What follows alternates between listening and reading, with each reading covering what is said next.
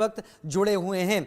आलोक sir, एक यहाँ पर सवाल है जो कि मैं आपके सामने रखना चाहूंगा और उस सवाल से आप कुछ चीजें हमारे दर्शकों के सामने समझा पाएंगे।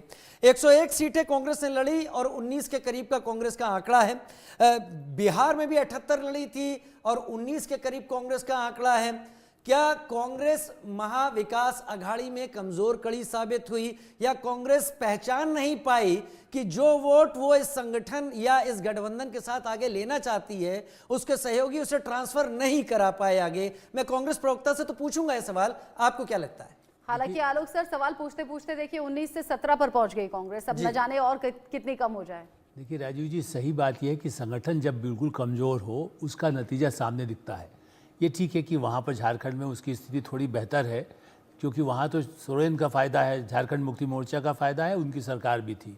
यहाँ पर लगातार महाराष्ट्र, आप हरियाणा में भी देखें, दिग्गज नेता मैंने पृथ्वीराज चौहान को कितना इग्नोर किया गया। मैं चूँकि व्यक्तिगत रूप से उनको सालों से जानता रहा, उनकी एक ईमानदार छवि थी।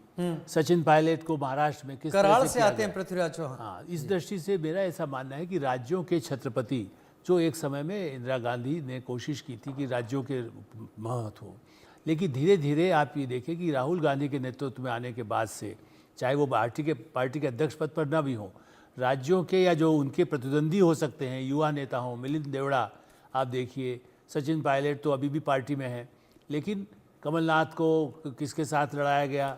जयराम रमेश कमलनाथ का विरोध करते थे। तो मध्य प्रदेश में कहें, महाराष्ट्र में कहें, सबको एक दूसरे से लड़ा। मैं अशोक चौहान देखिए बीजेपी के साथ है।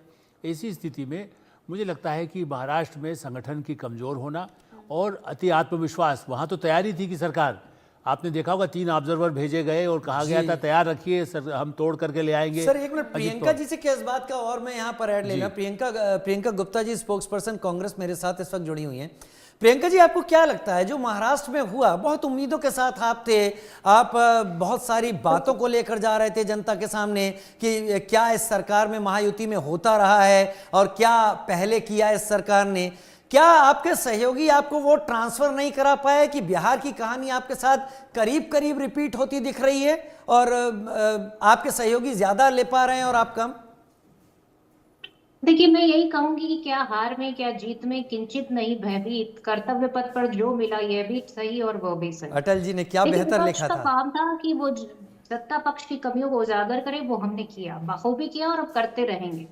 ठीक है, जनमत नहीं मिला लेकिन हम उस पर विचार भी करेंगे। लेकिन वही मैं झारखंड की बात जरूर करना चाहूंगी कि जिस तरह से जेएमएम और कांग्रेस का गठबंधन वहां पर बढ़त बनाया हुआ है, उससे साफ जाहिर होता है कि वहां पर जिस तरह की राजनीति, विभाजनकारी और डर की राजनीति भारतीय जनता पार्टी कर रही थी, वो पूरी तरीके से जनता ने नकार दिया। वहां जल जंगल जमीन को बचाने के लिए उन्होंने एक बार फिर सरकार को चुना, जिसमें सोरेन जी जो है